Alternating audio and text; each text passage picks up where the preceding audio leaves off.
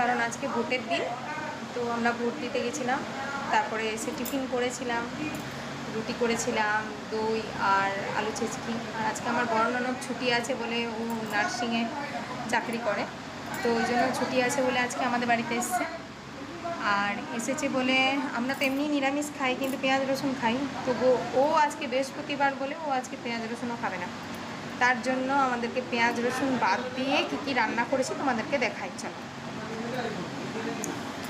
এই দেখো, এখানে ভাত করেছি, এখানে হচ্ছে কলমি শাক ভাজা, এটা হচ্ছে পটল পোস্ত, এটা হচ্ছে এঁচোড় আলুর তরকারি নিরামিষ, আর এটা হলো আম চাটনি। আচ্ছা, আম চাটনিটা দেখা যাচ্ছে না, সব দরজা জানলা গরমের জন্য বন্ধ রাখা হয়েছে, লাইটটাও বন্ধ। হ্যাঁ, তো তোমার চান হয়ে গেছে? কই তুমি? রান্না কমপ্লিট হয়ে গেছে, চলে আসো খেতে। তাহলে এবার আমরা বসবো খেতে, 3টে বেজে গেল, তো দেরি করে টিফিন খাওয়া হয়েছে সেই জন্য লাঞ্চও দেরি করে হচ্ছে, তারপরে একটু রেস্ট। রাতের বেলা হলে হয়তো রুটি হবে, তরকারি একবারেই করে নিয়েছি। তো চলো আমরা খেতে বসি, তারপর দেখা হবে।